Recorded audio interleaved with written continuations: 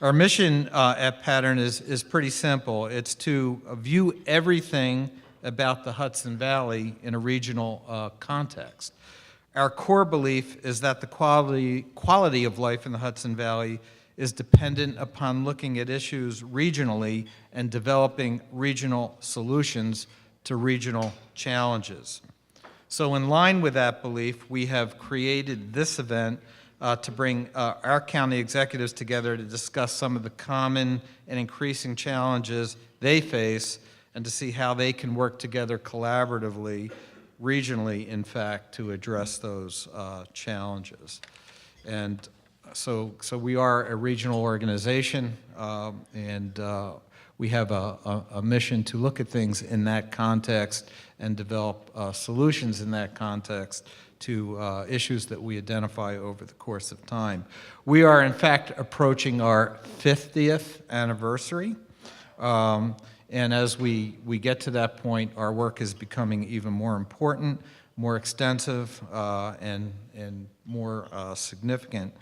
We would ask all of you folks who may not know us well to please reach out to us, talk to us individually, get to know us better, become involved, join our efforts. If you're not a member, we'd love to have you. I think you'll find that there is a lot of value in being a member of this organization.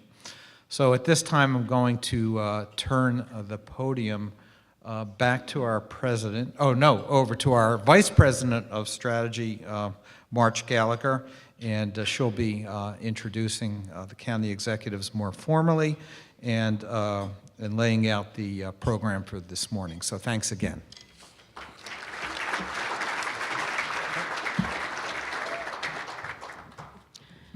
Thank you, Larry. Good morning, everyone. Welcome to the Hudson Valley Pattern for Progress's Southern County Executives Breakfast. It's our great pleasure to be here this morning. And I just want to note that this event would not be possible without the generous support of our sponsors for this event: Westchester Medical Center, AKRF, Central Hudson, Chase, Connor and Associates, Construction Industry Council, Holt Construction, Keane and Beane PC, Marshall and Sterling, Mohonk Preserve, Monticello Motor Club, SUNY New Paltz, and Vanacore de Benedictus di Giovanni and Odell.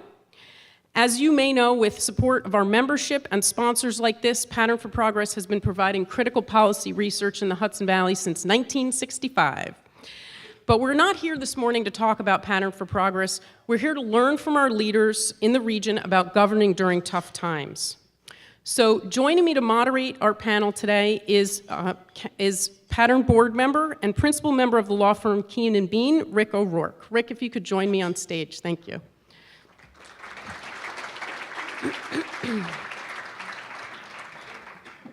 I'd also at this time like to welcome to the stage our county executives, County Executive Rob Astorino,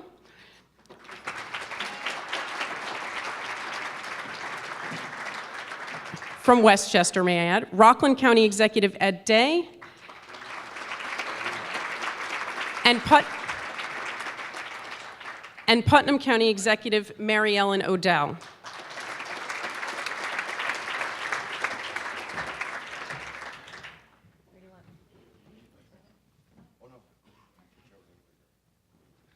County Executive Day, would you like to say a few words of welcome?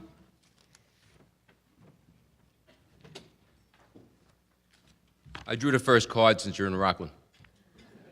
Anyway, I want to thank Patterns for Progress. I think Jonathan's comments about liking to shake things up is an understatement. I recollect a couple of years back, the RBA, our Rockland Business Association, commissioned the Pattern for Progress to take a look at Rockland's finances. And I was very happy as a seated legislator at the time to provide as much information as possible, because I looked at the critique as a sounding that we needed help. And I want to publicly thank Pattern for Progress and the RBA for that report, because it did wake a lot of people up. Of course, now I'm stuck with it, but that's okay. I also want to acknowledge my colleagues, MaryEllen Odell and Rob Astorino. I'm the rookie in the block, appearances aside, but I appreciate them coming over here as opposed to putting me through rush hour traffic to go over to their end of the river. So And we have a lot to discuss with the Tappan Bridge, naturally. But I just really want to thank the sponsors for their helping us out with this event today, the Crown Plaza, and essentially welcome you to Rockland County. We are on the upswing here. Hopefully we'll touch on a number of those issues today. But Rockland's back, and we're going forward. And again, I just want to thank you all for being here today. Thank you.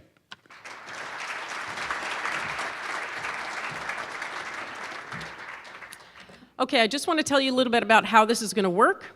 Rick is going to be asking the county executive some questions, and then with the question at hand, we will come to the audience for a question or two as we cover each topic. So we're not going to hold Q&A till the end. We will do it following each question. And then finally, before we get started, there's something you all can help me out with. Everybody take out your phone, and I'm not asking you to turn it off. I'm asking you to go to Facebook and look for Hudson Valley Pattern for Progress and like us on Facebook. Of course, I know the bankers aren't allowed to use Facebook, so they can look for us on LinkedIn, okay? No, all joking aside, if you do follow us on social media, you will learn about our research and future events. And speaking of future events, we have an exciting one coming up May 19th. We have an infrastructure conference, a regional infrastructure conference. There's material on your table, and you're all invited, and we hope that you'll consider attending. Now, to start our discussion, I'm going to turn it over to Rick. Thank you. Good morning, everyone.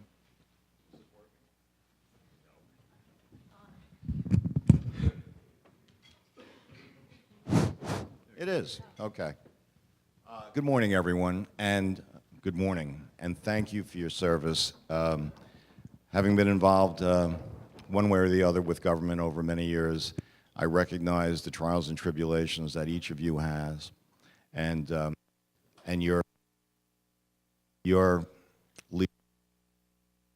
So, is this working now? Let's start with you, MaryEllen. All right.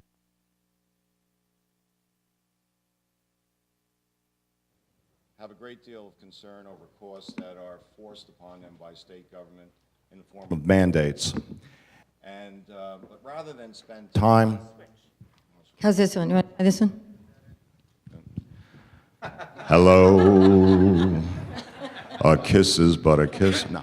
All right, so anyway, this one works. But rather than spend time this morning discussing or elaborating on that issue, which we've heard about in the past in terms of mandates, let's hear things about what the counties can do. And MaryEllen, let's start with you and see if you can share with us some of your thoughts or what you're trying to do, in particular in the area of Medicaid fraud. There was an interesting article recently in the Journal News about one doctor that billed $20 million in 1 year. In any event, we know it's a problem, and we know there's a mandate. What are you doing? Can I have that back? Thanks. You know, it's interesting, you said we don't really want to talk about mandates, and I think that with my colleagues here on the panel, we absolutely want to talk about mandates. And, you know, the new buzzword is property tax relief and this consolidation effort that we're supposed to be in charge of to rebate back the taxpayers. And to me, in my mind's eye, that's really just, again, just using a different term for really not identifying really what the problem is. And it is all about the mandates. You know, in my county alone, for every $100 that a taxpayer writes a check for, $70 goes right up to Albany. And that leaves me as the county executive with only controlling 30% of my budget. And in that 30%, I'm responsible to provide safe roads and social services and keep our outside agencies that to me represent the quality of life issues in our county, such as our libraries and our Humane Society and Cornell Cooperative and all of the reasons that people come or stay in Putnam County. So, you know, when you talk about mandates and you identify what would be the largest one in my county, it's Medicaid. And what we've done while we're waiting for Albany to do something, of which they have not done anything, to help close loopholes or, in fact, help identify accountability and efficiencies, what our administration did was we hired a consulting firm. The Bonadeo Group came down, And within a couple of weeks, they were able to identify cases that were not eligible for Medicaid just based on identifying where there was some misrepresentations, if you will, in the applications. And within this short period of time, we were able to avoid 72% of the applicants, and that provided us with a cost avoidance of $650,000, which is just about my cap for the year. So we were able to do that with a very small contract, and at the same time, we were able to enhance the skill set of our county employees, who really have been struggling with all of the nuances and all of the technology that lays itself out in the Medicaid applications. And so, to us, it was a double win. Now, if you look at those numbers and you roll them into the numbers that my colleagues here have, if I could capture $650,000 in my beautiful neighborhood of a county, you can only imagine what you would capture. So just to put things in perspective, the Medicaid numbers that I deal with, I have 6,000 Medicaid eligible recipients, which is supposed to be there for those who cannot afford health care. And that costs my county $10 million. If you add on the state and the federal piece to that, it's $97 million for those same 6,000 residents. So if you look at what we were able to capture just by that one little initiative in 6 months, you can see that we're gaining some kind of traction. But the most notable piece to all of this that we found out was an example. There was an applicant who was Medicaid eligible, even though they owned a $1 million home, they were self-employed, and they had a $500,000 valued income property. They had IRAs, and they had overseas savings accounts. And they were eligible for free medical health insurance. To me, that's astounding.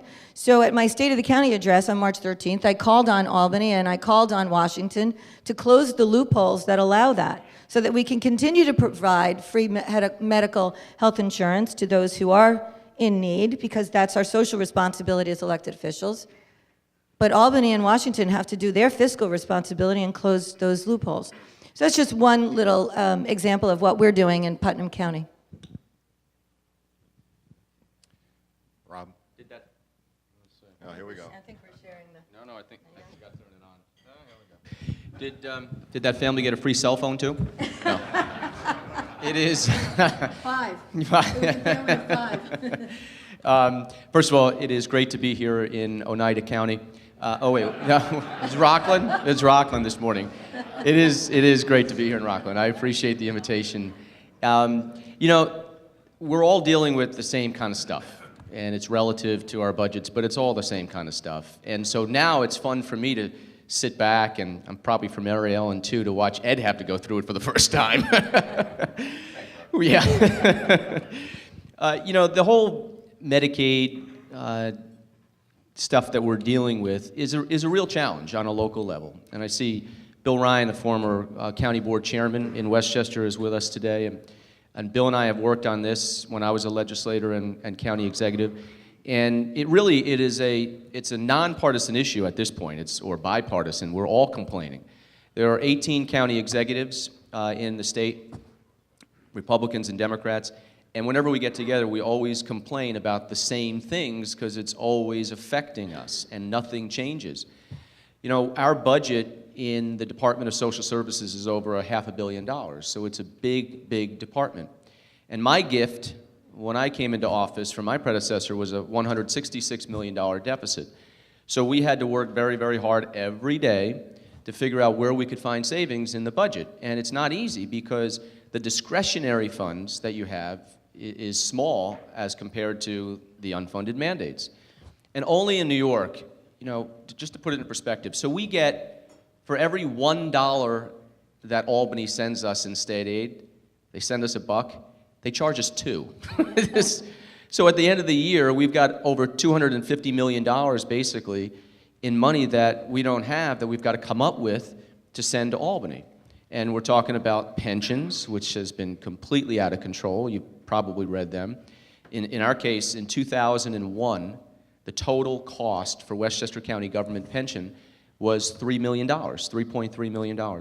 Today, it's $101 million. 12 years later, it's a 3,000% increase. That is gobbling up everything. And then you throw Medicaid, I'll take your 70 cents on a dollar. Ours 85 cents on every dollar. Rockland, I think, is a lot worse. But so for us, every $1 we take in the property tax levy, literally 85 cents goes up the thruway back to Albany for just 9 of their mandates, 9 of the top mandates. Medicaid being the biggie, pensions, of course, early intervention, probation, you go through some of these other things. So we have no say over this. That's the frustrating thing. We have no say on most of it, on eligibility, on controlling costs in many ways.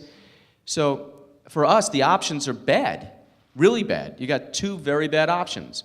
Raise taxes, which we have said for the last 4 years, no, and a 5th one will be coming, no. And then, of course, cut services or lay off our workers. None of that is good.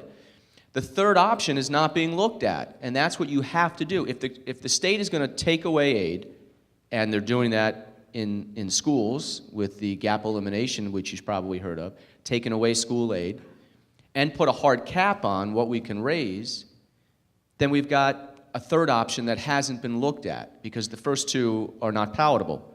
The 3rd option is you've got to change the rules. You've got to allow us on a local level to be able to manage this better. And that could be work rules, a whole host of things. So if you're going to force us to do a program and not send the amount of money necessary to administer that program, then give us an opportunity on a local level to do things different and better and more cost efficient. And generally speaking, they don't. So we're stuck. And that's what we've been advocating, the 3 of us and 18 county executives and every legislator in New York and mayor and school board member, et cetera. And the more we scream, the deafer they get in Albany. So, this is a problem we're all dealing with on a local level, and it does affect services because if we're sending money and most of our budget up to Albany, and we've become the ATM machine for Albany, and they have not had to curb spending on their level, and why should they? For all intents and purposes, it's become a state property tax now. Everything that we bring in goes right back up to them, and if you were getting something free or you didn't have to worry about what it cost, you probably wouldn't change things either, and that's what's going on in Albany right now. I'm going to try and build on what my colleagues have said without repeating a lot of it, but obviously you're all going to know the experiences are very similar. I'm old school. If you want to run it, you should own it. We don't have that in New York State. We get direction, we have to run it, nobody wants to own it, and we're stuck with it. The issues of Medicaid, the amounts, our Medicaid bill almost equals our entirety of our property tax collections. It's staggering. We try at our level to deal with any kind of abuses. We have a very aggressive approach done by the Department of Social Services. We have an investigative unit within DSS. We have a district attorney on board. And even with that, we have to make judgments. And this cuts to the heart of a lot of this. A lot of the funding, they'll say, is not local share. But we're left to try to deal with the aftermath of illegality. And we have to invest resources here to address it. It becomes quite difficult after a while. When we speak about mandates, what I found, again, I was a legislator for a bit of time before I became county executive. Our local representatives had a summit over in New City to speak about the issue of mandates. And I had one request. I said, when you create legislation, include in your clause how you're going to pay for it. Just don't pass something that sounds wonderful and then expect us to pay for it. It's a simple, common sense approach, something we all deal with every day in our budgets. Next thing you know, we have a bill comes from Albany. It's about early voting. Now, I'm not going to get in a debate about the merits of early voting. We can discuss that left and right, up and down. The reference to the fiscal implications was passing at best and insulting at worst. But here would have been the impact if that was passed on Rockland County. The cost of that one bill, and one of the representatives who I directly spoke to about watching the bill before you create a bill was a sponsor. But the cost of that one bill to Rockland County would have eaten up the entirety of a 2% property tax increase.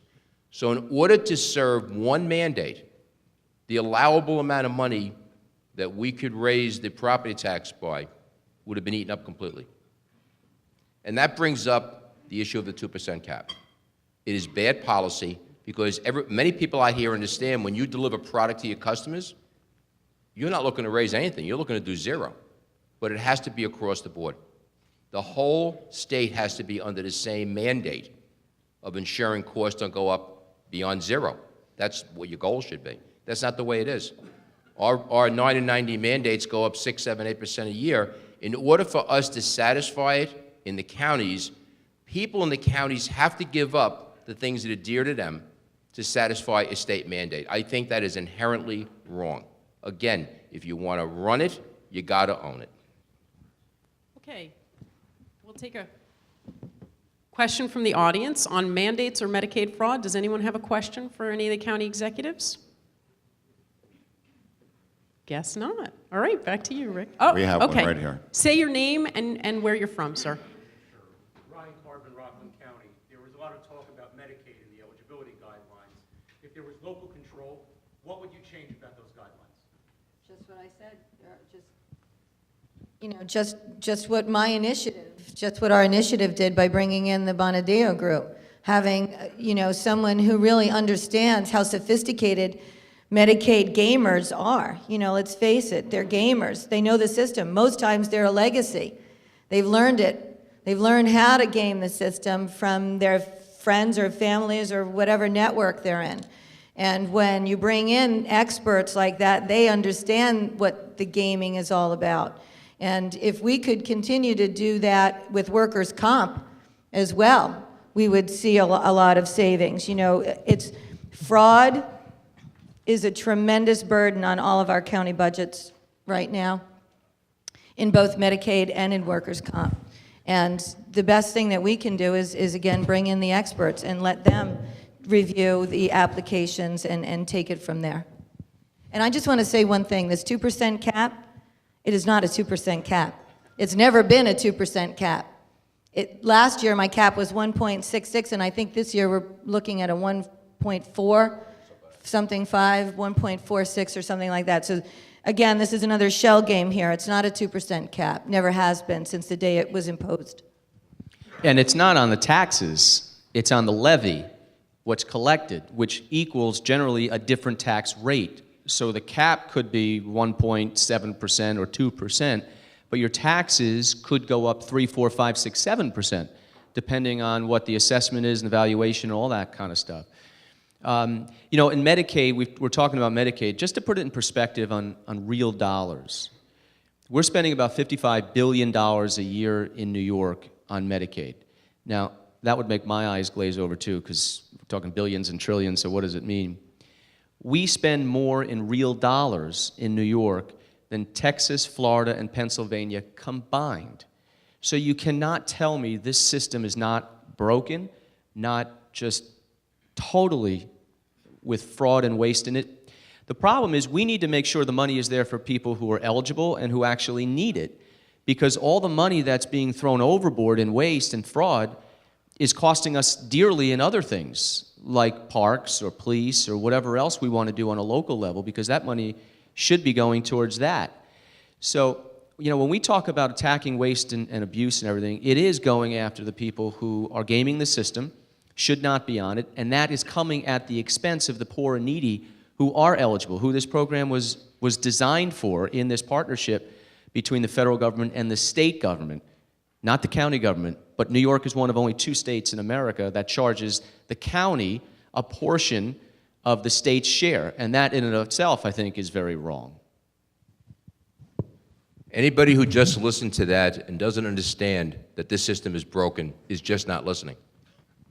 There's no other way of putting it. New York State and their relationship with Medicaid is absolutely out of control. It makes no sense in any way, shape, or form. And to the point that my colleague Rob just made, there are people who genuinely are in need, who are waiting to get help. And there are folks who are gaming the system. In addition, let's not forget also providers, and that's something we're very lucky to have an aggressive DA looking at that end of it also. But there are people looking for help and people who are gaming the system, who are ahead in the line, and those truly in need are not getting it. We have to, as a society, understand something. We are there to help people in need. But we have to take a step back and listen to commentary such as what MaryEllen mentioned about the application process. When do you truly have need? When you have cars, when you have a house of $500,000, it just shocks the senses to the average person. I'm a middle-class kid from Brooklyn. It's as simple as that. My way of being raised was you bring children to the world when you can afford them. When you have your children, you try not to be a burden on even your family. Burden on your government? Absolutely not. It's a self-reliance I think we need to have back in our country, and it's a self-reliance we need back in our counties. And the state has to understand they got to partner with us and deal with what clearly is a broken system of Medicaid. Because if they don't, what's going to happen is there'll be no money left. This model just cannot continue. Think about Medicaid. Think about the money that does not need to be spent by any measure when you compare to other states, compare to the scope of what we pay here. Think about what could be done in New York State and all our counties if that money was used in a different manner. Just think about that for a second. First of all, I can't stand the word entitlement. Okay, now it's become entitlement. So everyone is entitled to something.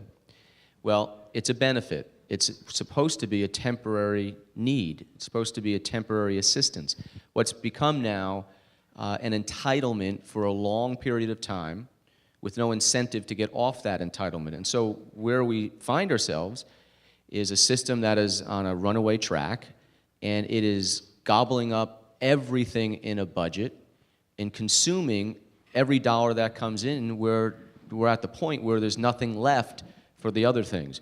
One of the things I think would be good is if the counties, and in New York we have to, if the counties are forced, and it is being forced, to have this partnership with the state, then what I would like is for the federal government to allow a waiver for New York in this way. If the counties have to pay for this, the counties have to run this, administer this, et cetera, then let each county decide what benefits above the federal minimums that they would like to provide for their own citizens. And each county can be different. If some want to be more generous, then that's up to them. That's fine. That's a public policy issue that the elected officials can have in that area. And if others want to be less generous or go to what they're supposed to do, which is the federal minimums, which this state is way above the federal minimums, but if they want to do that, then that's fine too. And I think that's a way we can have a public policy debate and conversation about how our money is spent locally. On those happy notes, let us continue as we talk about money. And Ed, God bless you. I think we're all well aware of those of us that are not residents in Rockland County. We certainly read about the fiscal crisis, and we've read about, unfortunately, how close to bankruptcy. And what are some of the steps and the measures that you are taking right now, which must be a very formidable task? What are you trying to do to pull the county out of the fiscal shape that it's in?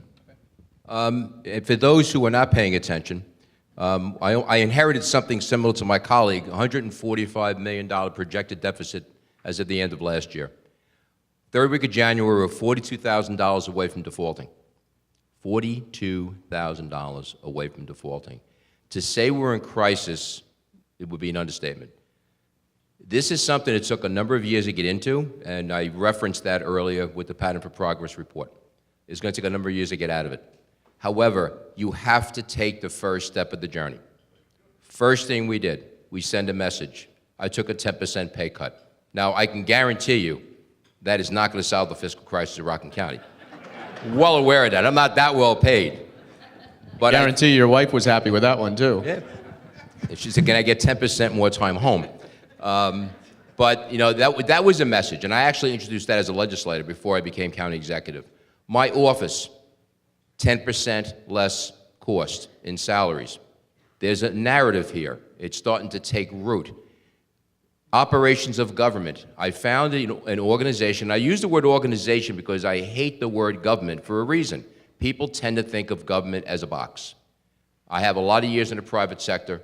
I look at the word organization as something that can be vital, alive, can change, can move, and can pivot with the times and get things done. That's what an organization can do.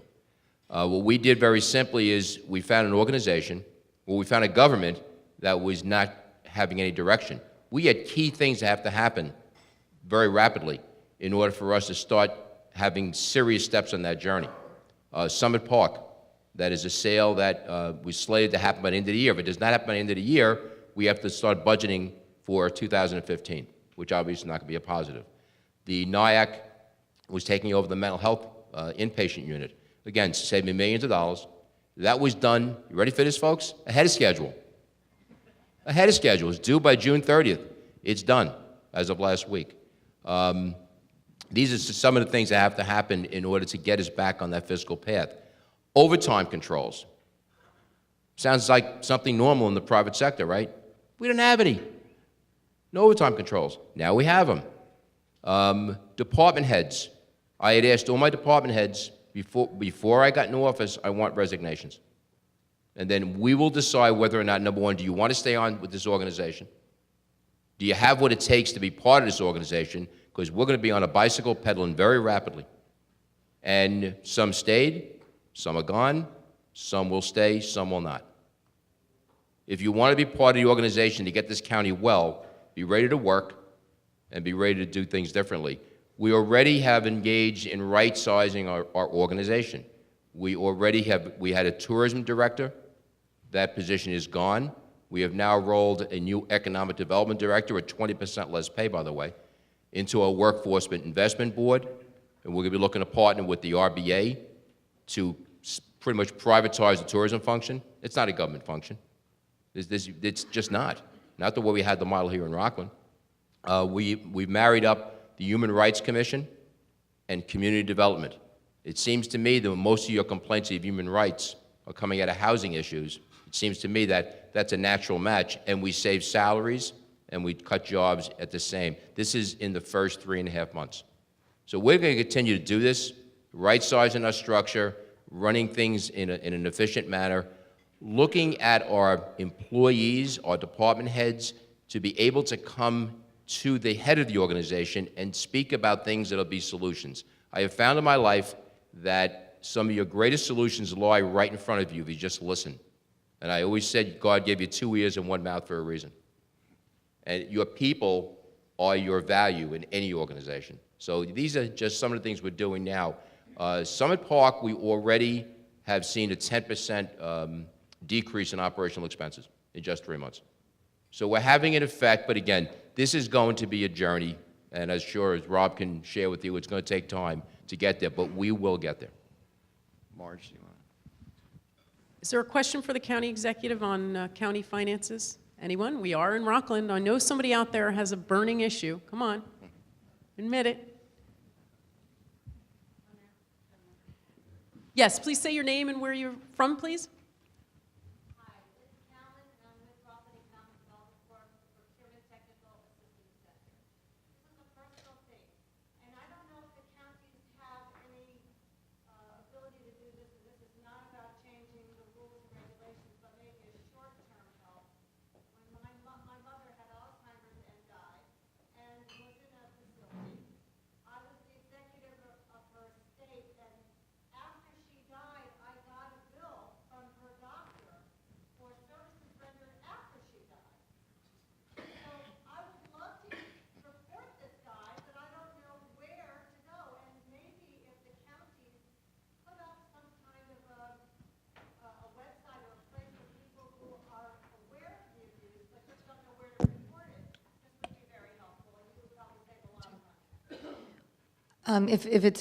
What we've done in our administration is, as we were building, excuse me, our team, which by the way, I had 4 days to build my team because I took office in a special election.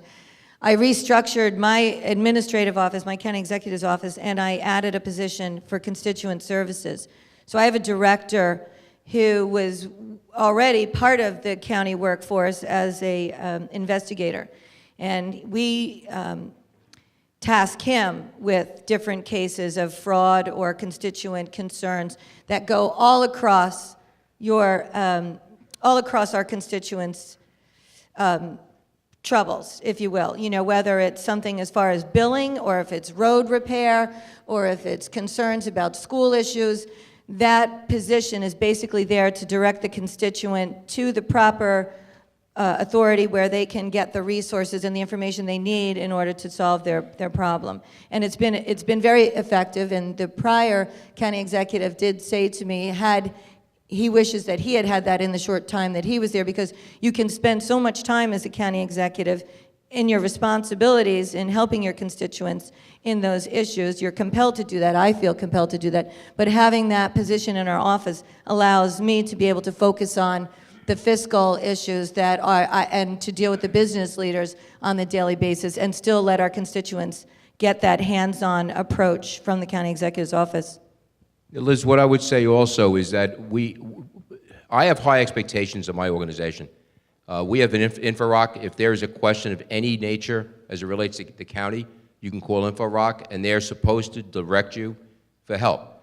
If you cannot get help in the final analysis, if you're not getting the answer, you call my office. I've told this to many, many people. We're reachable in so many different ways, via the website, via your phone, and you know, government should be doing things to help people. That's their job. So if there's any kind of issue like that, worst comes to worst, you call my office. But there are many ways of getting assistance, and it's tragic to hear something like this.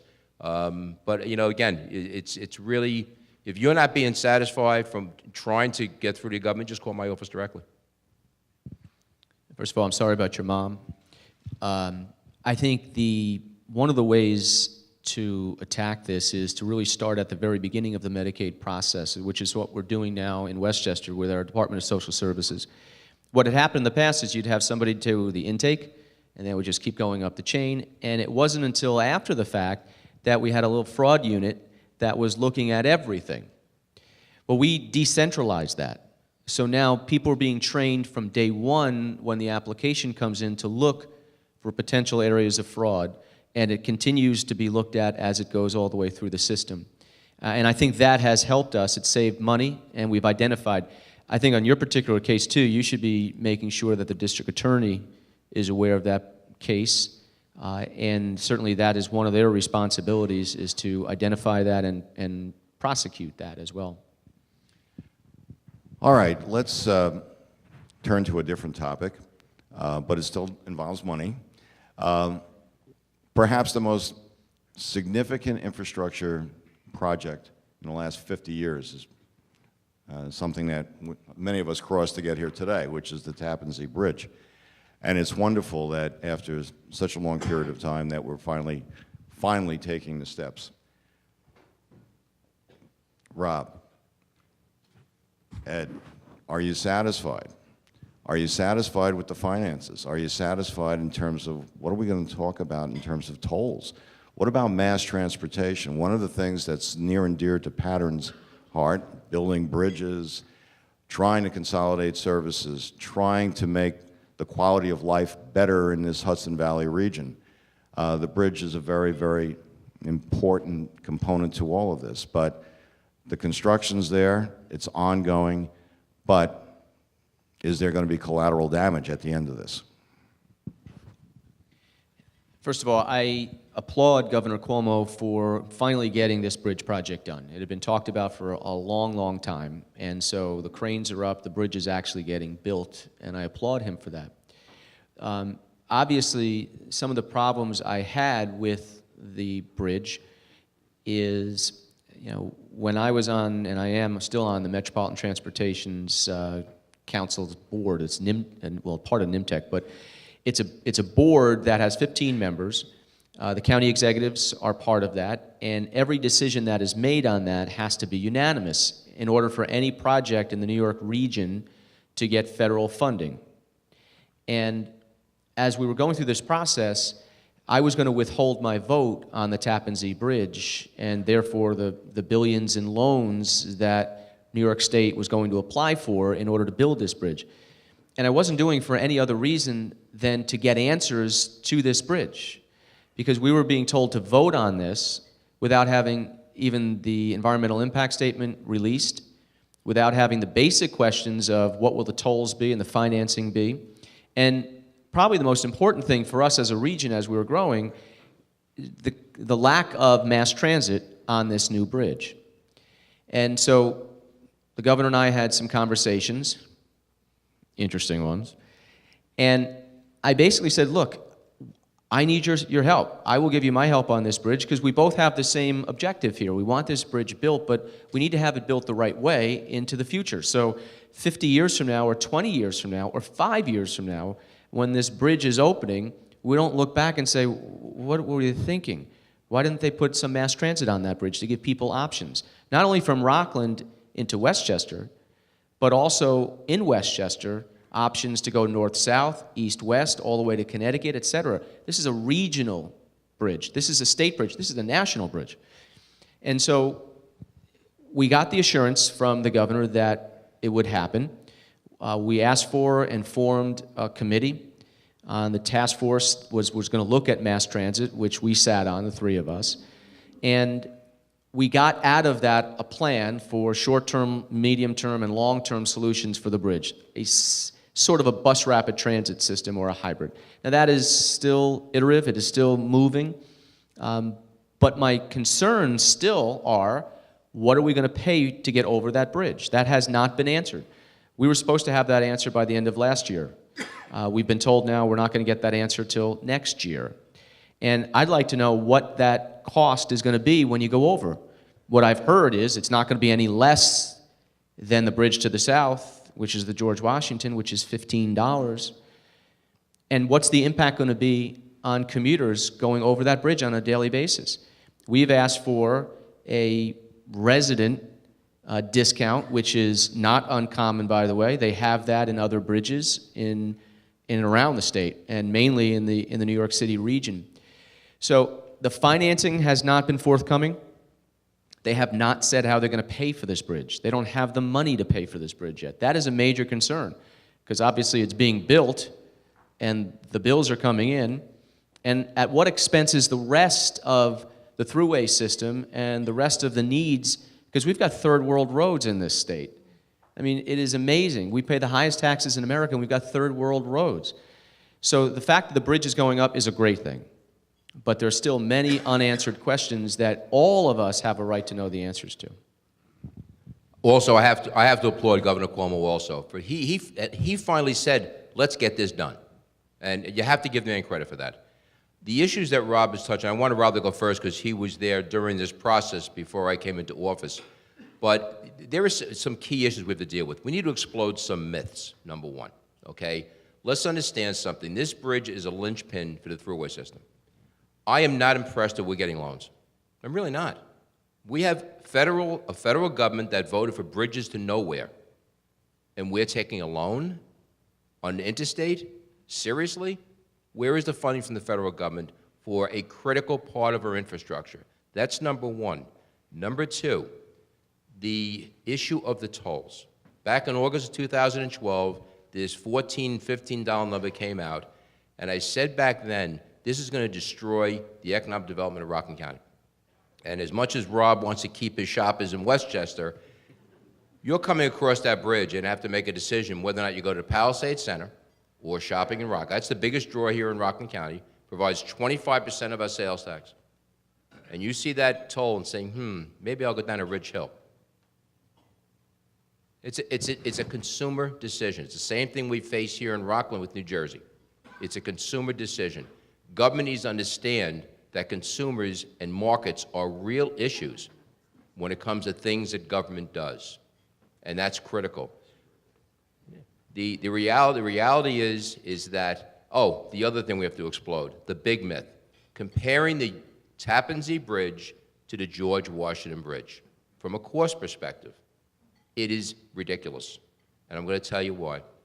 The George Washington Bridge is part of the Port Authority of New York and New Jersey. Port Authority of New York and New Jersey has real estate holdings in an airport, and funding goes from tolls to those interests. You'll talk about the Triborough Bridge. You'll talk about the Whitestone Bridge. How about those bridges? Those bridges are owned by the Metropolitan Transportation Authority, and a lion's share of that toll money goes to the subway system. If there's a legitimate comparison of tolls, why isn't somebody comparing it to the only other bridge that connects Rockland and Westchester, the Bear Mountain Bridge? Gee, you know why? It's only $1.50. And you know, we can yell about the cost, but it's incumbent upon us to give alternatives. 94% of the thruway's tolls go to the thruway, number one. Number two, some years back, the state legislature, because I'm presuming they wanted to have some more money to give away to make people happy, decided to take the canal system and have the toll payers pay for it. A 524-mile system. What the connection is between the thruway and the waterway, other than the fact if you're fed up with a car, you want to jump in the water, is beyond me. But that was a little sneak thing that was done. And even our Governor Pataki had criticized this, our controller criticized this. If you want to fund the thruway system, do it in the general fund or do it through a separate authority. Why do we have two authorities? Why do we have a bridge authority and a state thruway authority? We have two authorities. I keep hearing about consolidation. Well, here's a great one. Consolidate the two authorities. It makes no sense. So there are ways of doing this, but the reality is a toll of that magnitude is unacceptable. It's going to be an impact upon certainly Rockland County for sure, absolutely Westchester County, and maybe beyond. So whether it be discounts or anything, that kind of number is unacceptable. It really is. So when you hear about this comparison, I hopefully have just educated a number of you, if you weren't aware of it. Do not buy into this story, this fairy tale, that, well, after all, the George Washington Bridge, no comparison. It's a different situation, and we should have a toll that is commensurate with the reality of crossing into Westchester, not going to New York City. MaryEllen, do you want to add something to this? Yeah. And, you know, in any project, the devil's always in the details, and we understand that. And, you know, with all of the travails about the bridge, there's one thing I think that we all need to recognize and embrace, and the fact of the matter is that transportation infrastructure projects drive the economy. And certainly in New York State, in my particular county, I'm a county filled with union families, many of which have been sitting and waiting for projects just like this so they could get that phone call to get back to work. And since the project and the barges are ready to go in place, many of my constituents are in fact back at work. And I think that what's troubling past this stumble, if you will, about the toll is I found out last evening at a Builders and Trade Council dinner event where all the construction industry union leaders were in a room. We found out that in the year 2014, the federal government is shutting down all funding for transportation projects for this year. Now, my county, and I'm sure my colleagues and all of you know, that our roads, not only are they aging to begin with, but they're basically shot after this winter with the freeze and the thaw. And our bridges and our dams are all aging. And to think that the federal government doesn't think that it's important to allocate money, not only to the bridge, but to all of our infrastructure projects in the state of New York is really troubling. And I would call on each and every one of you today to ask your state representatives to go to Albany, to get to Washington and say, how can you cut federal infrastructure transportation funding? It just doesn't make any sense. And I would also like to say that the Tappan Zee Bridge is not only critical for Westchester and Rockland transportation, but because everything is being valued now in a regional approach, and because we live in the shadow of Manhattan, which we've already had situations that required people to leave Manhattan as quickly as they can to get home to any of the boroughs or to upstate to our counties, that Tappan Zee Bridge and the mass transit component was very critical, because in an event in Manhattan, 9 million people are dropping down out of those buildings and they're trying to get home. And that bridge needs to be one of the strongest ways and avenues to get our families out of Manhattan. So that's just my 2 cents. I want to, just before we jump to something, Rockland County's financial picture right now is, I know, a challenge for you. And as the county executive for Putnam County, who I am very proud to say, we still maintain our AA2 Moody credit rating, and we have a very healthy fund balance, and we're actually starting to pay down our pension bills because of efficiencies that we've been able to implement in my administration, such as consolidation of functions and facilities, and we've implemented some programs in our Consumer Affairs Department, as well as our tax foreclosure and finance and selling off real estate properties. And these are just some of the ideas that keep us ahead and keep generating revenue. And although government is not supposed to function like a business, it can if it collaborates correctly with the business community in engaging in ideas. And one of the things I've noted about your last 3 months, 90 days, if you will, and as well as County Executive Astorino, what we have done in our administration is brought in a lot of individuals from the private sector, myself spending most of my career, if not all of my career, in the private sector, taking that business sense into the third floor, if you will, in my case, and allowing individuals from the private sector to be part of government so that they can share and collaborate ideas. Most people would think that that would be a collision course, and in fact, it's not. It's example to terrific collaboration. And I just wanted to note that I am there for you to show you some of the examples of what we've been able to do to build on efficiencies in our government. In our short time, less than 1,000 days, it can be done. Yeah. And I want to thank you. And most people are probably not aware of the fact that we are already in the process of setting up a council for Hudson Valley executives, because we want to speak with a unified voice. And you can see already that we draw off each other as far as things that we've experienced, things that we're going to be doing, things that we need to do. To your point, we actually had a transition team put together 1 week after Election Day. These are folks who I knew for many, many years in the private sector, union, school boards, folks with a financial background, management background, legal backgrounds. They laid out a chart, a course for us to follow going through the first year, and we are now reconvening the information that was found out during that 5-week process prior to the end of the year. And again, government cannot run like a business, but it doesn't excuse government from taking the best precepts of business and applying it. There's nothing wrong with that. I mentioned earlier overtime controls. There's no free money out there. There's a mentality at times within government, unless the leaders change the mentality that it's not my money. It is your money. It's taxpayer money. And that's the way it should be treated.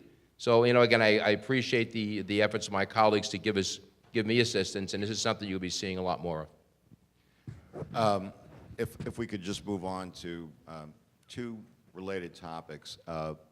One, of course, and Pattern, as many of you know, has been around we're coming on our 50th year, and it's been a facilitator trying to bridge the counties, those that are in the Hudson Valley. And one of the issues that is very near and dear to the hearts of Pattern for Progress, consolidation of services. And we've worked very hard and diligently, and we've actually been helpful in that regard. Consolidation of services, I know, is ongoing in all of the county offices. At the same time, we have this tax cap that we've been talking about, and the governor has, there's a new proposal that's developing along those lines, and we're interested in knowing what's your reaction to this. How do we get out of being known as one of the highest taxed areas in the highest tax state? How do we do this? How can we collaboratively work? Do you have some ideas? Do you have some thoughts? What do you think? Who would like to go first? Well, we collaborate all the time, and we have shared services with almost every one of our municipalities. And we've been doing this, I think, in all fairness, most communities are doing this or have been doing this for quite a while. It gets to the point, though, where you can't do much more because of the unfunded mandates and the work rules and the regulations. that Albany sends down. You know, there's 750,000 rules and regulations in New York. That's how complex it is. So businesses, that's why they're leaving this state in droves, because it's an impossibility sometimes to do business in this state with the onerous regulations as well as the high costs. That's why they're fleeing. But I think, you know, in our case, in Westchester, we had to. And I give a lot of kudos to MaryEllen and to Ed, because they came in at a time when it was, just like with Westchester, very challenging. So you're forced to confront these issues in a real way. And I feel very strongly that a leader has to have 3 functioning body parts. You have to have a head, because we're dealing with complex issues here, and you have to be able to understand that. You have to have a heart, because there are a lot of people in need. And our role is to make sure that people get the help that they do need. And the last one is not as prevalent as I wish it would be, and that is you have to have, and I'll use the easier one, you have to have a spine. And that means you have to be principled, and you have to be able to say no. And you have to look at things in a realistic way and treat people like adults and lead us out of the mess that we're in. And certainly they both have done that. They're confronted with issues. The easiest thing for me when I came into office would have been, I didn't know how bad it was, so we're going to have to raise taxes. We drew the line in the sand and said, absolutely not. We are not raising taxes a dime. And we haven't. The property tax levy was actually cut in Westchester in our first year. And we wanted to force the conversation on how we're going to spend this money, realizing that there's no more money to give. And that forced us, it forced the legislature, it forced our partners, the nonprofits, and everyone we do business with, to focus on the real problem. Not to throw shovels to dig deeper, but to put ladders in so we can climb out of the hole. And that's how we got rid of that deficit, by making some tough choices. And believe me, you know, there are some real third rails that you don't want to grab, but you have to. And, you know, I was 6'3" when I started this. I think I'm fine. Nothing happened to me. But it is worth it, because you do start to see that curve come back. You do start to see the bills get lower if you realistically deal with them. And it is a tough challenge, because no good deed goes unpunished, believe me. And there is politics in everything, certainly in the business that we're in. And you just look at it and say, well, obviously that makes sense. And to some others it doesn't, for whatever reason. But you have to deal with that, and you have to keep forging ahead. Otherwise, it gets very easy to take the path of least resistance, which is just say yes. You know, every well-intentioned idea, I'm sure it's nice, but you don't think about a year later or 5 years later or 10 years later where it will get you. And it's hard, but it has to be done. And I congratulate MaryEllen and Ed for doing it. Whether they're forced or not, they're doing it, and that's a good thing. To your question, I still haven't gotten a grasp on exactly how this proposal is going to work. I really haven't. I mean, I've heard that every entity within the county has to be below the cap. So I think the thought process is that the county executive will convene a meeting in a big room, bring a baseball bat in, and make sure everybody stays below the cap. This is how I understand this. Whether that's viable, workable, is beyond me. So we marshal on and do what we have to do. Shared services have been brought up a number of times. It has been done, and we're actively and aggressively engaging in it now. I mean, Rob and I understood from day one, we share a bridge and a river. There's got to be something we can do together, and that's what we're working on. We've already right-sized our own government in a couple of areas and cut jobs back and combined up, consolidated. We've done all that. I had a wonderful lady come to my inauguration, the Bergen County executive. They're a neighbor. They're next door to Rockland County. And we followed up with lunch in a Rockland restaurant, by the way. And we then had meetings with some of our higher-level people in both county governments. And we're finding commonalities in areas that we can share services, both now and in the future. It's a different state. Again, organization as opposed to government, getting outside the box. We actually have an arrangement just started to be put in place, because one issue that came up in Bergen County, the county does control most of the sports complexes. Not so in Rockland. I mean, I had Harold Peterson. Harold and I coached for how many years? Getting fields can be challenging at times. So while Rockland doesn't control the fields, this county executive has coached for a number of years and kind of knows about permits and who to speak to. So we brought in the areas of government, Village of Suffern and the town of Rampo, to assist us. They were great.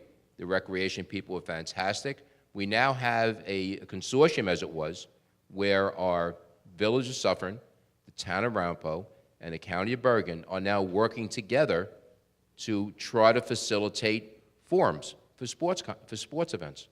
Because sometimes there's a shortfall in one place and there's plenty in another.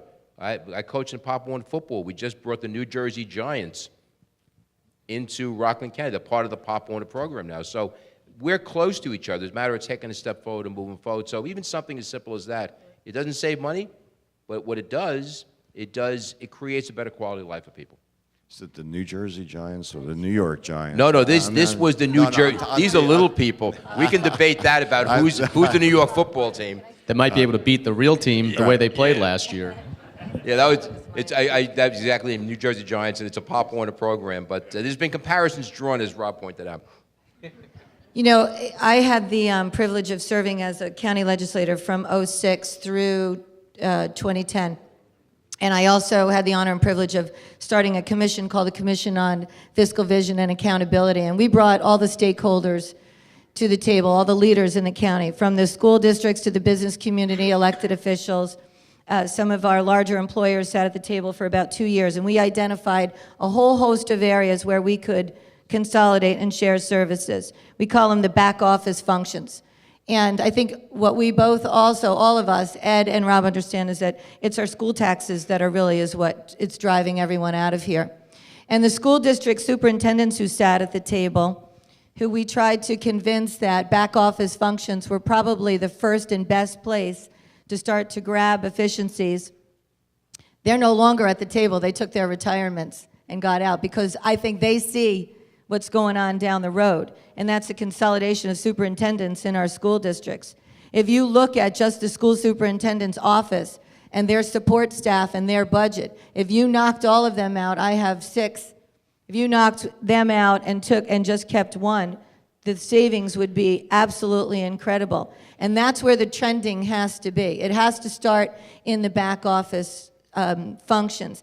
Now, in my time as county executive, because I did so much work as a legislator in identifying the low-bearing fruit, if you will, where we can consolidate, we've already consolidated functions and facilities. We've put our risk management into the law department. We put our youth bureau and social services in under, our youth bureau in under social services. Just 2 examples of where we found efficiencies and financial savings. We also put real property into our Commissioner of Finance. Now, all of those didn't have a tremendous impact individually, but collectively, they had a tremendous impact. The county office building, which is really the hub of activity in county government, was 70% vacant, 70% occupied, 30% vacancy. We are now at 100% occupancies. Again, it doesn't sound like that really achieved a lot, but collectively, it has done that. And I'll tell you one other area where the trending and the shifting is changing of the mindset is in contract negotiations. I was fortunate that we just came to an agreement with one of our collective bargaining units, the Civil Service, CSEA. Now, their previous contract of 5 years, they garnered a 16.5% increase. We spent 2 years explaining to them that that was no longer an option unless the other option would be layoffs. And we finally have come to an agreement where over the next 5 years, they'll see a 3.5% increase in their salaries. And that tells me that working together and explaining and sharing all of our ideas and all of our challenges, even the unions are understanding that it's better to find and work together in savings than it is to have no job and to sustain layoffs. And that will save our taxpayers that contract quite a bit of money over the next 5 years. And in addition to that, we've renegotiated 3 of our major contracts in healthcare and jail and transportation. And if you can do that in those 3 areas, if you can renegotiate contracts and come in with a better dollar, then your communication skills across the board are really resonating, and people are really understanding now, as you said, entitlements. The trending is not about entitlements anymore. It's about keeping yourself employed. It's about keeping services at the highest quality that you can deliver, and it's about collaboration. This is an issue near and dear to Pattern's heart. I think we're going to be looking at shared services and consolidation in the infrastructure context, which I wanted to just thank MaryEllen for raising that important point and mention to you again that we're going to focus on that on May 19th. We want you all to come. But since it is such an issue of importance to Pattern, I thought we'd reach out to the audience and see, we have hundreds of government entities in the Hudson Valley, villages, towns, counties, school districts, special districts. Is there a question from the audience on anything that the county executives have said with respect to shared services and consolidation or the new proposal at the state level with regard to that? Any thoughts there? Can I add one thing, if there's no question? Can I add one thing Please. about that? First of all, to MaryEllen's point about the unions, when I came in, we had 8 contracts that were open, that expired. And our unionized employees, which is most of the county, had never paid a dime for their health insurance, not one. And that's where I drew the line in the sand and said, I am never signing a contract until you start paying for health care just like everyone else. And that concept to them, I mean, you should have seen their reaction, like, huh? We're not paying for health care, we're government workers. And I said, you are gonna pay for health care because I'm never signing a contract. And so we entered into negotiations. They tested me for 2 years. And quite frankly, we were able to pick up some Republicans in the legislature which brought a little more balance. And now they came to the contract negotiations with their eyes wide open, realizing that I was serious about this. And in the meantime, we had downsized county government because that was our only tool. And so we're down 14% in our workforce. Our own staff is down 19% in the county executive's office. We did cut spending, and the options weren't great.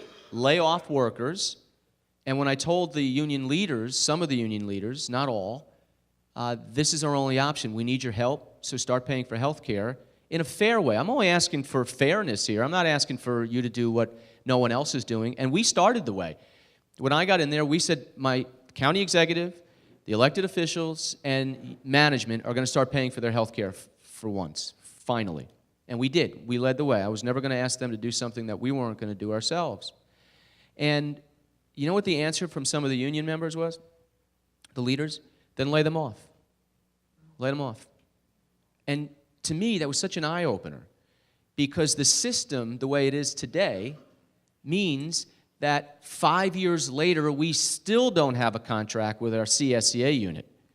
7 of the 8 did bargain, and we did end up with groundbreaking contracts where they are paying for health insurance now, probably a little less than you and I would pay in the private sector, but it was a major breakthrough to get them to pay between 10 and 15% for health care, and new employees now 20%, and in retirement, in perpetuity. So that's a big breakthrough.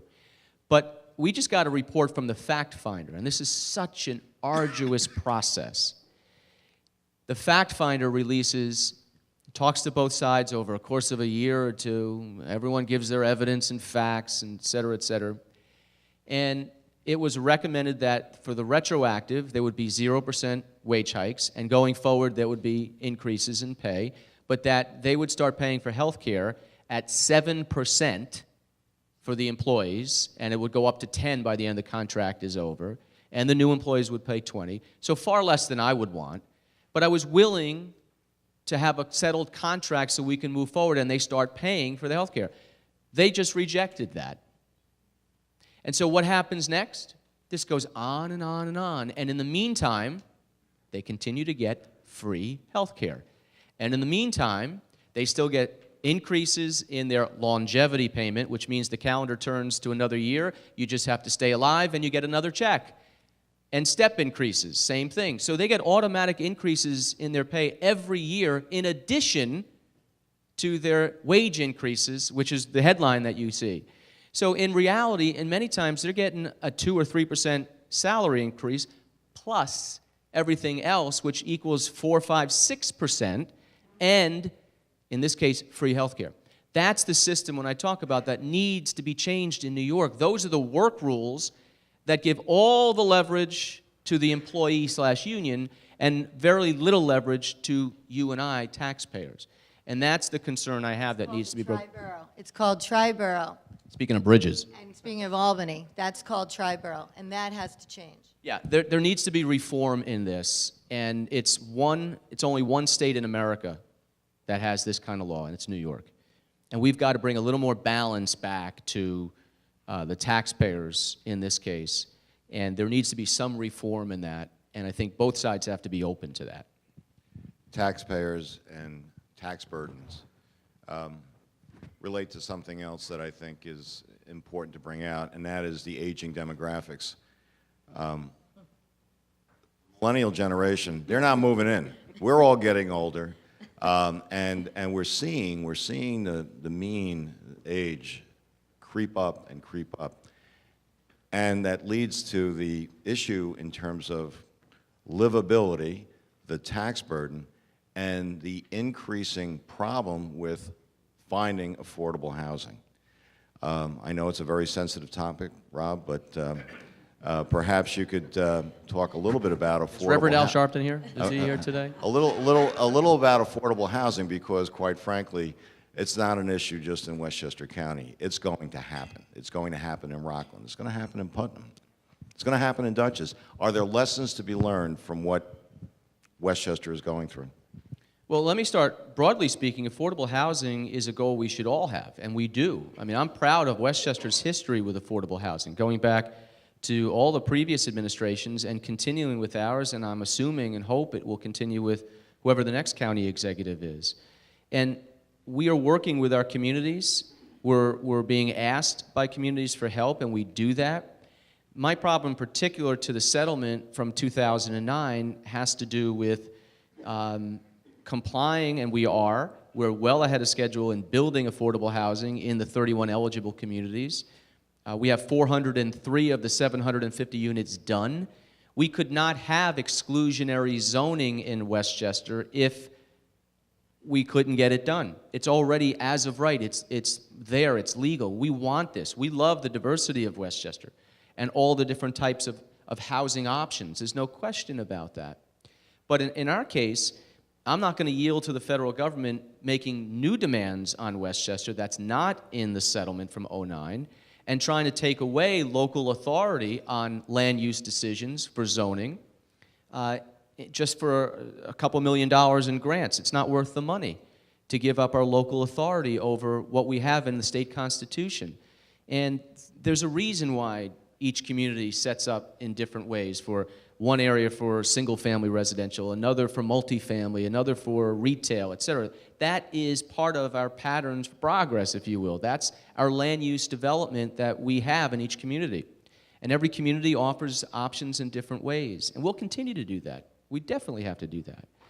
As far as the aging, I mean, we have an aging population in Westchester and in the Hudson Valley. There's no question about it. I think it's 20% of our population is over the age of 65, and that is growing. So we need to make sure we have options so people can age in place. And we are. We're building facilities, we're building great housing, and giving them different options. And one of the things that was done recently, I think it was the New York Times, basically said that it was interesting demographics, that our counties, if you will, our communities, were losing youth. We're using young people to New York City. But if you really look at it, those in their 20s are going where it's hip and cool. They're going to Brooklyn and they're going to other parts of Manhattan, and that's fine. I always remember people wanting to do that at that age, But what's happening is when they're 30 and 40, getting married later in life, they're actually coming back or trying to come back to Westchester, and I'm sure to Rockland and Putnam as well, where they probably grew up. And that's where they're buying their house, to start a family and raise their kids and go to good schools. So it's just a difference in what has happened in a generation, but they are coming back. And with that, we need to make sure that we have a good system in place. Our education system is pretty good. You know, we have a good public school system. We have good parochial and private school options. We have a good healthcare network. Our transportation network is good, but aging and needs help. But there's a lot of great reasons to live in Westchester, and certainly in Rockland and Putnam as well. So it's just a difference. It's not a flight out. It's a flight out, but they are coming back. Rob, let me just tell you, you have a new 100-year-old resident in your county. My grandmother May turned 100 on Easter Sunday. We moved the rock, and she was there. We love our seniors in Putnam County, and we're doing everything we can do to make sure that our seniors can stay with their families in our county. We've just been noted to be the fastest growing senior populated county in New York State. So we embrace our seniors for all that they do for us. Our seniors in our county are our parents, our grandparents, they're our teachers. They're also our first responders, both career and volunteer, and they're also a huge asset in public service. We save millions of dollars in Putnam County because of the work that our seniors do, and in their minds, it's giving back, and it's helping keep the young families in our county. So we value our seniors, and our administration named 2014 to be the year of the senior so that we could continue to identify and enhance programs for our seniors, both in the nutrition and in the friendship centers, and to get them to enhance their opportunities for mobility, to keep them out and about in Main Streets. We're a county of Main Streets. That's what drives our economy, and our seniors spend money. So to keep them in our county is extremely important to us, to keep them in the homes, and increasing the opportunities for grandparents to babysit so that mom and dad were a two-income family, so mom and dad can work. I mean, I couldn't have been a career woman and raised two beautiful kids if I didn't have my grandmother, May, and my parents available. It's the way that life is right now. Family is really the most important thing for all of us, and it helps promote, we help and encourage them to be healthy and to stay well and to stay active. So we identify any opportunities for senior affordable housing in our county to the best of our ability. I find myself very fortunate in Rockland because pretty much all the municipalities that control our planning process are looking regularly at affordable housing in a variety of ways. We have to address the issue of our young people. That was our biggest loss in Rockland County over the last 10 years, was our young people. We were very reliant upon volunteer services here in Rockland. So there has to be efforts made to retain volunteers, and that's something that is ongoing in many of the municipalities. The same goes with our seniors. I'm a former Civic Association president, and my experience, by and large, with seniors is that they want to age in place. They want to stay in their neighborhoods.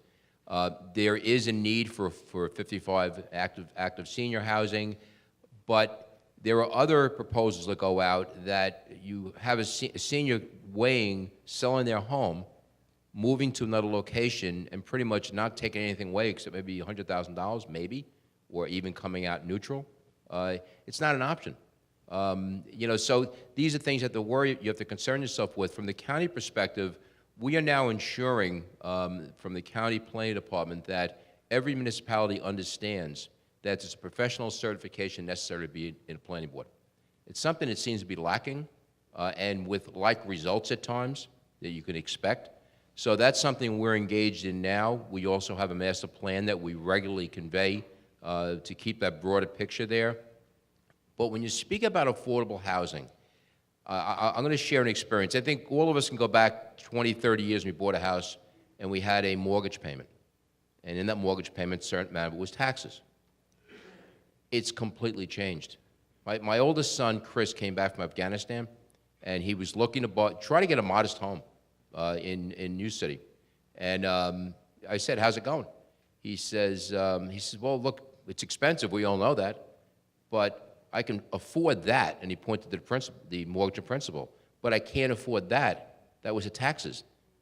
They were almost equal. So when we speak about affordability, affordability isn't about building more housing. Affordability often is about bringing taxes down, because that's what's chasing people out of New York State. And that's the problem. So people should keep that issue of affordability and couch it to the reality that the affordability is only, it also includes the issue of taxation. When you have a $2,500 a month bill for your home and half its taxes, there's something wrong. County Executive Day, Astorino and Odell, thank you so much. We have to wrap up now, so if I could get a round of applause for the county executives.